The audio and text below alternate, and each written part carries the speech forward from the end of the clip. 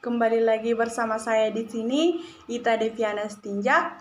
Kali ini saya akan membawa materi tentang mengenal dan memahami surat pribadi dan surat dinas, yaitu tentang materi kelas 7. Tetap simak video saya ya. Kita harus mengetahui dulu apa kompetensi dasar dari materi kita hari ini. Yang pertama itu tentang kompetensi dasarnya itu mengidentifikasi informasi, kabar, keperluan, permintaan, dan atau permohonan dari surat pribadi dan surat dinas yang dibaca dan didengar. Yang menjadi indikatornya yaitu menyimpulkan ciri umum surat pribadi dan surat dinas pada teks yang dibaca dan didengar.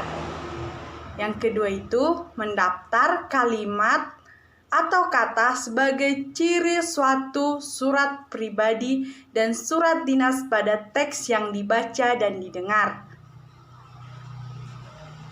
Yang pertama itu kita akan membahas mengenai pengertian surat pribadi. Surat pribadi adalah bentuk komunikasi atau surat menyurat yang dilakukan oleh seseorang kepada orang lain sebagai pribadi, bukan sebagai wakil atau urusan yang berkaitan dengan kelembagaan, kedinasan, dan resmi. Maksudnya di sini yaitu surat pribadi itu surat perorangan yang ditujukan untuk perorangan juga. Biasanya itu ditujukan kepada sahabat, keluarga, dan sebagainya. Yang selanjutnya itu bahasa dalam surat pribadi ini lebih susah dibandingkan surat dinas. Mengapa dikatakan lebih susah? Karena di dalam surat pribadi ini kita harus mengetahui yaitu tata etika dan sopan santunnya.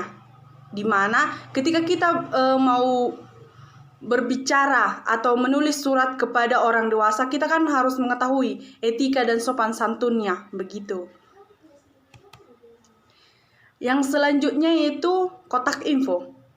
Kotak info yang pertama, surat pribadi adalah bentuk komunikasi interaktif antara orang pertama pengirim dan orang kedua penerima. Yang kedua, surat pribadi berisi unsur tanggal surat, alamat surat, pembuka, pendahuluan, isi, dan penutup surat, serta nama pengirim dan atau juga tanda tangan pengirimnya. Yang ketiga itu, isi surat pribadi berkaitan dengan masalah pribadi, menanyakan kabar, keperluan pribadi, dan tujuan komunikasi pribadi yang lain. Selanjutnya itu kita akan melihat contoh dari surat pribadi. Bisa kita lihat di samping yang saya buat ini. Ya, itulah surat pribadi. Begitulah kira-kira contoh dari surat pribadi. Yang kedua itu mengenai surat dinas. Apa yang dimaksud dengan surat dinas sih? Pasti sudah pernah ya mendengar namanya surat dinas. Surat dinas adalah surat yang ditulis dalam situasi formal dan untuk kepentingan formal. Surat dinas ini ditulis oleh atas suatu lembaga pemerintahan, perusahaan, dan atau organisasi yang ditujukan kepada lembaga. Isi dalam surat dinas itu bersifat resmi. Di dalam surat dinas ini maksudnya di sini yaitu surat itu harus ditulis dalam situasi formal dan memang untuk kepentingan formal. Dan surat dinas ini juga sifatnya resmi. Karena memang dalam surat dinas kan harus resmi sifatnya itu, tidak seperti surat pribadi begitu. Yang selanjutnya itu hal apa yang perlu diperhatikan dalam membuat surat dinas. Hal yang perlu diperhatikan yaitu penggunaan bahasanya. Ingat ya penggunaan bahasanya. Bahasa yang digunakan dalam surat dinas ini lebih mudah dibandingkan surat pribadi. Seperti yang sudah saya katakan tadi kan, surat pribadi lebih susah dibandingkan surat dinas. Di sini kebalikannya, surat dinas lebih mudah dibandingkan surat pribadi. Karena di dalam surat pribadi ini, yaitu surat itu resmi, tidak dibuat berbunga-bunga seperti di surat pribadi. Dan surat ini harus singkat, jelas, dan berpola tetap. Berpola tetap maksudnya itu tidak berubah-ubah. Begitu. Selanjutnya kita akan membahas mengenai fungsi surat dinas ini. Apa saja sih yang menjadi fungsi dari surat dinas ini? Yang pertama itu sebagai pedoman pekerjaan. Sebagai pedoman pekerjaan itu seperti surat instruksi, surat pemberitahuan izin, surat pengambilan keputusan. Yang kedua itu sebagai alat pengingat. Kenapa dikatakan sebagai alat pengingat?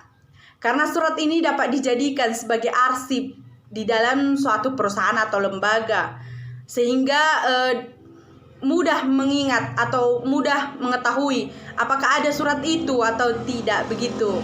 Yang ketiga itu sebagai bukti perkembangan suatu instansi atau lembaga. Dan yang keempat sebagai alat bukti, terutama itu dalam surat perjanjian, alat bukti dalam surat perjanjian itu sendiri. Yang selanjutnya itu kita akan membahas mengenai struktur dan isi surat dinas. Yang pertama itu kop surat atau kepala surat. Kop surat atau kepala surat berfungsi sebagai identitas dari suatu lembaga, instansi, perusahaan. Biasanya kop surat itu berisi logo, nama perusahaan, alamat perusahaan, telepon, dan kontak yang dapat dihubungi dalam suatu instansi itu. Yang kedua itu nomor surat. Nomor surat ini berfungsi itu sebagai alat bukti surat yang keberapa surat ini dikeluarkan, begitu. Yang ketiga itu tanggal surat. Tanggal surat ini yaitu tanggal berapa surat itu dikeluarkan, begitu. Yang keempat itu lampiran. Lampiran adalah bagian yang melengkapi surat berupa dokumen pendukung. Surat lampiran ini boleh ada, boleh tidak ada, begitu. Yang kelima itu perihal. Perihal ini pokok pembicaraan dari suatu pembicaraan yang dibuat di dalam surat itu. Yang keenam itu alamat surat. Ke alamat mana dituju surat itu, begitu. Yang ketujuh salam pembuka, yaitu seperti dengan hormat kita ucapkan begitu. Itulah salam pembuka di dalam surat dinas ini. Yang kedelapan itu isi surat yang terdiri dari paragraf pembuka dan inti surat. Adanya paragraf pembukanya dan inti surat itu sendiri. Yang kesembilan itu paragraf penutup. Itu biasanya dibuat paragraf penutup di dalam surat itu untuk mengakhiri suatu pembicaraan dalam surat itu. Yang ke-10 itu nama dan tanda tangan penulis surat. Adanya nama dan tanda tangan penulis surat dan juga disertai stempel, biasanya disertai stempel suatu instansi atau lembaga perusahaan, begitu. Contoh surat dinas ini dapat kita lihat seperti contoh di samping yang saya buatkan. Ya, begitulah contoh surat dinas itu. Sudah paham kan bagaimana surat pribadi dan surat dinas itu? Baiklah. Sekarang saya akan mengakhiri pertemuan kita hari ini mengenai surat pribadi dan surat dinas. Semoga video yang saya buat ini bermanfaat untuk semua kalangan yang membutuhkan. Terima kasih, salam sehat dan terima kasih.